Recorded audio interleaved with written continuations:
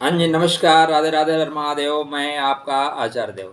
आज इस वीडियो पे बात करेंगे धनु राशि, धनु लग्न के जातकों के लिए गुरु महाराज की जो गोचरी स्थिति बन रही है 22 अप्रैल टू 1 मई 2024 तक, तो 2023 से 2024 तक गुरु महाराज की एक वर्ष से अधिक की जो गोचरी स्थिति मेष राशि में बन रही है, ये गुरु महाराज की गोचरी स्थिति क्या फल देकर जाएगी धनु राशि, धनु लग्न के जातकों के लिए। तो मूला नक्षत्र, पूर्वाषाढ़ा, उत्तराषाढ़ा, 3 नक्षत्रों की एनर्जी को लेकर चलने वाले आप लोग। टारगेट हिट करना आपके नेचर में है। गुरु सर्वाधिक प्रेम आपकी राशि को करते हैं। गुरु सर्वाधिक प्रेम आपकी राशि को करते हैं, तो आपकी नैतिक जिम्मेदारी बनती है कि गुरु की राशि को आप भी प्रेम करें। अतः यदि आपने अभी तक चैनल को सब्सक्राइब नहीं किया तो सब्सक्राइब करिए। पहला काम आपका, इतनी तो रिस्पांसिबिलिटी अपने गुरु के लिए बनती है ना। तो जो लोग आपको सपोर्ट कर रहे हैं, जो लोग आपको आगे बढ़ा रहे हैं, उनके लिए भी आपकी नैतिक जिम्मेदारी ये बनती है कि उनको आप सपोर्ट करें। तो चैनल को सब्सक्राइब करिए। वीडियो आप देखेंगे, डेफिनेटली पसंद आएगा तो लाइक करिएगा, नहीं पसंद आता डिसलाइक कर दीजिएगा। गुरु महाराज का पंचम भाव में गोचर करना, तो गुरु हैं क्या? गुरु आपके कुंडली में बहुत सर्वाधिक महत्वपूर्ण प्लेनेट हैं, सर्वाधिक महत्वपूर्ण ग्रह गुरु से ही आप हैं।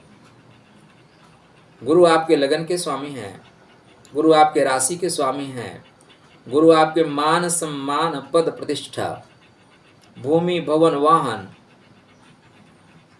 के स्वामी हैं, और वो गोचर कर रहे हैं पंचम के घर में। सुख का मूल है गुरु आपकी कुंडली में।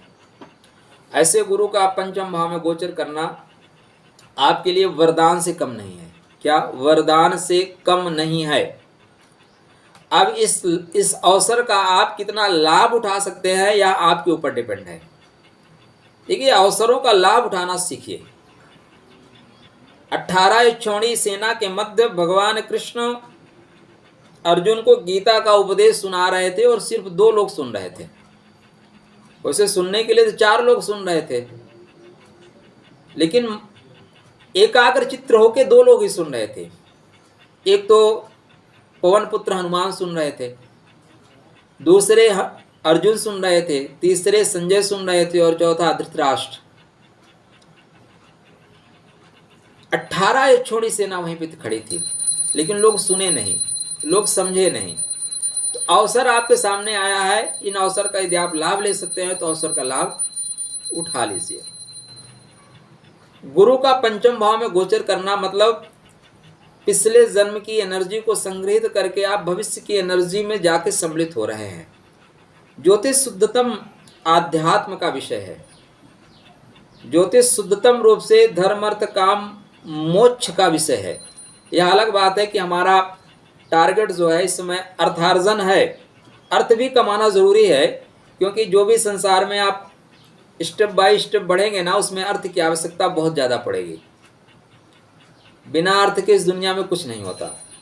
तो गुरु महाराज का गोचर पंचम भाव में मेष राशि में अश्विनी नक्षत्र में। अश्विनी नक्षत्र एक योद्धा नक्षत्र है। अश्विनी नक्षत्र काल पुरुष के कुंडली में जो प्रथम नक्षत्र है वो नक्षत्र है। तो इसका मतलब आप बीज वपन की शक्ति आपके अंदर उत्पन्न हो रही है। तो पहला फायदा क्या होगा? यदि आप संतान की अभिलाषा रखते हैं, संतान चाहते हैं, तो संतान आपको होगी। यदि आप चाहते हैं कि कोई नया काम आप करना चाहते हैं, नया काम करने की इच्छुक हैं, बहुत दिन से परिस्थितियां आपके कंट्रोल में नहीं थी, सपोर्ट नहीं कर रही थी, तो यह परिस्थिति आपके सपोर्ट में है, कंट्रोल में है। यहाँ से आप सृजनात्मक कार्य करना आरंभ करिए। परमात्मा आपको शक्ति प्रदान कर चुके हैं। योद्धा नक्षत्र है, लड़ना जानता है, परिस्थितियों से पार जाना जानता है। अश्व की शक्ति है। शक्ति किससे नापी जाती है? घोड़े से। तो अश्व की शक्ति लेकर चलने वाला है। इसके जो देवता हैं कौन है? अश्विनी कुमार हैं। सभी परेशानियों से मुक्ति जाओ। तो यदि उदर संबंधी कोई परेशानी है, पेट संबंधी कोई परेशानी है, संतान संबंधी कोई परेशानी है, तो यहाँ पे डेफिनेटली आपको लाभ होता हुआ दिखाई देगा। संतान का ग्रोथ, आपका ग्रोथ। आप बहुत दिन से ध्यान कर रहे थे, ध्यान में कुछ चीज़ें घटित नहीं हो रही थी, तो यहाँ पे घटित होना शुरू हो जाएंगी। आप अनुसंधान में थे, कोई चीज़ को बहुत दिन से खोज रहे थे, वो मिल नहीं रही थी, कड़ी से कड़ी नहीं जुड़ रही थी, तो कड़ी जुड़ जाएगी, थीसिस आपकी पूरी हो जाएगी। कोई नया इवेंट आप करना चाहते तो वो इवेंट पूरा हो जाएगा, चाहे वो सॉफ्टवेयर के दुनिया में हो, चाहे आध्यात्म की दुनिया में हो, चाहे भौतिक जगत की दुनिया में हो।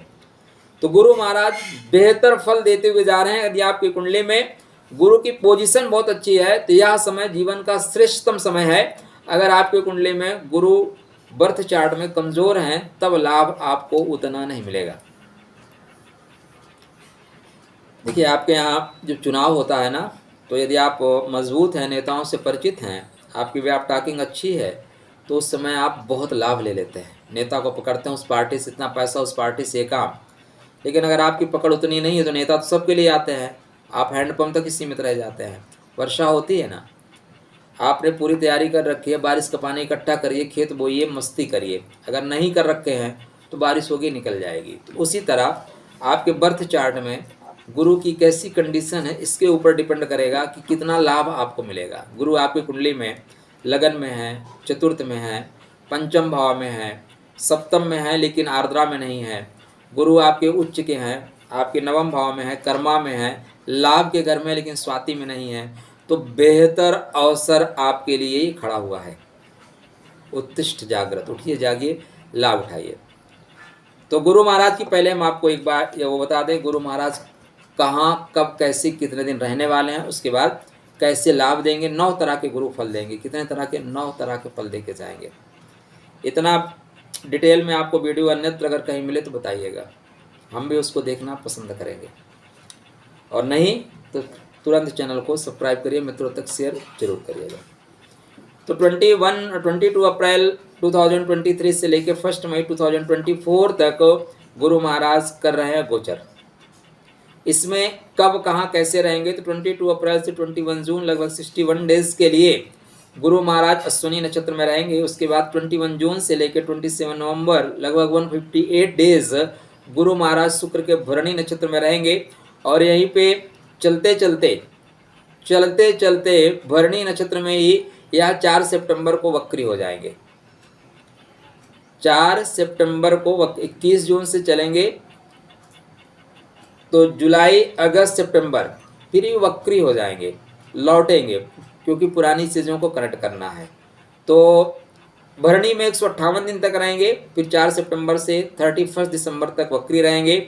लगभग 117 दिन के लिए गुरु महाराज वक्री हो जाएंगे। फिर यहीं पे 31 तारीख को ही मार्गी हो रहे हैं। 3 फरवरी को फिर ये भरणी में जाएंगे, मतलब ये अश्विनी तक वापस आ रहे हैं, अश्विनी में आके फिर भरणी में जाएंगे। 3 फरवरी को भरणी नक्षत्र में प्रवेश करेंगे और कृतिका नक्षत्र में 17 अप्रैल को प्रवेश करेंगे। 1 मई 2024 को ये वृषभ राशि में प्रवेश करेंगे। ये गुरु महाराज का 1 साल का प्रोग्राम। 1 साल कहाँ रहेंगे, कैसे रहेंगे? गुरु महाराज जब मजबूत होंगे तो सिर्फ लगनेश या लगन या चतुर्थ भाव मजबूत नहीं होगा। गुरु मजबूत होंगे तो मिथुन, कर्क, तुला, वृश्चिक, कुंभ, मीन 6 राशियां मजबूत हो जाएंगी। क्यों? क्योंकि गुरु की पुनर्वसु नक्षत्र के 2 लेग जो है मिथुन में है, कर्क में है, विशाखा नक्षत्र का तुला में है और वृश्चिक में है, पूर्व भाद्रपद कुंभ में है, मीन में है। इस तरह 6 राशियों पे गुरु प्रभाव डालते हैं। साथ में गुरु अपने पंचम दृष्टि, अमृतमय दृष्टि, सप्तम दृष्टि, पूर्ण दृष्टि, नवम दृष्टि, ज्ञान की दृष्टि रखते हुए हैं। तो गुरु बहुत महत्वपूर्ण है।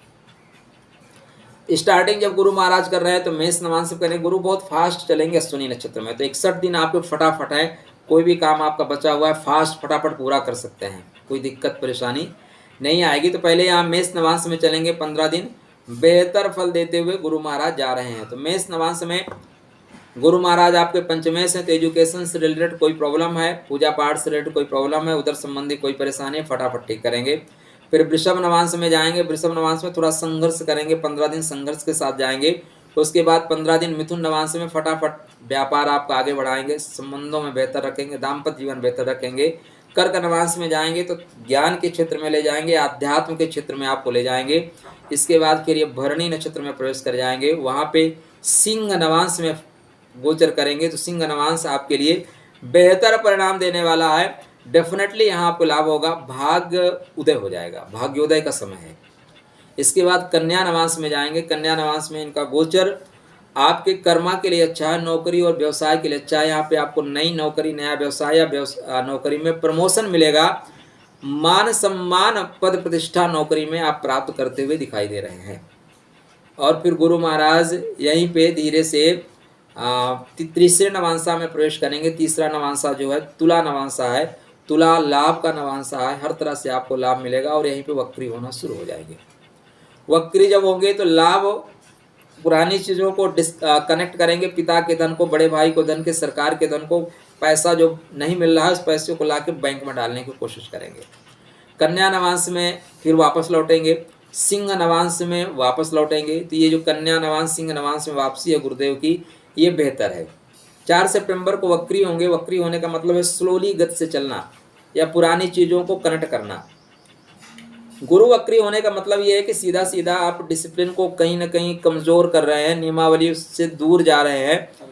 और इसको आप ऐसे समझें कि जब गुरु आपके क्लास में पढ़ा रहे हैं, अचानक आप लेसन पढ़ रहे हैं 5, गुरु बोलते हैं कि लेसन नंबर 2 उठाओ और इसमें ये क्वेश्चन याद करो। सीधा सा मतलब है वो क्वेश्चन एग्ज़ाम पेपर में आने वाला है, सीधा सा मतलब है। नो किंतु परंतु, नो क्वेश्चन, वो आएगा ही आएगा अगर गुरु ने कह दिया।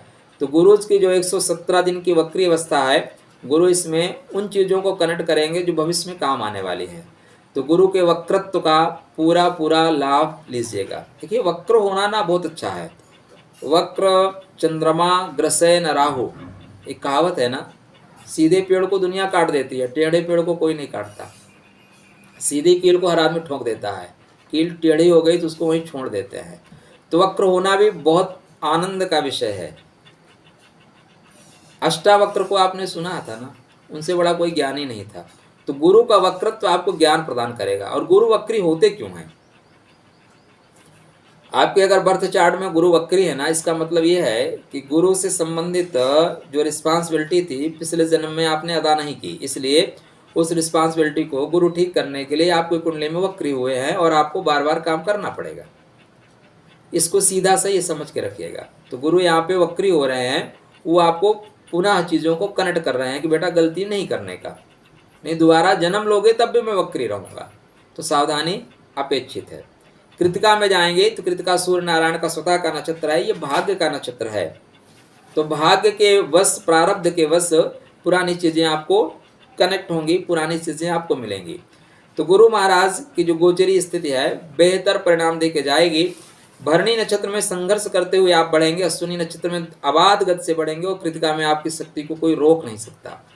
गुरु को मजबूत करके रखिए, क्योंकि गुरु आपके लग्नेश हैं और लग्नेश ठीक है तो मान सम्मान तो आपकी चेरी है, मान सम्मान तो आपको मिलेगा। कभी भी देखिए कोई बीमार व्यक्ति को, कमज़ोर व्यक्ति को रिस्पेक्ट नहीं मिलता। हमारे आदरणीय प्रधानमंत्री मनमोहन सिंह जी थे, ज्ञानी आदमी थे, लेकिन बेचारे कमज़ोर थे। अगर वो चुनाव लड़के आए होते तो हमारे भारत का इतिहास कुछ और होता।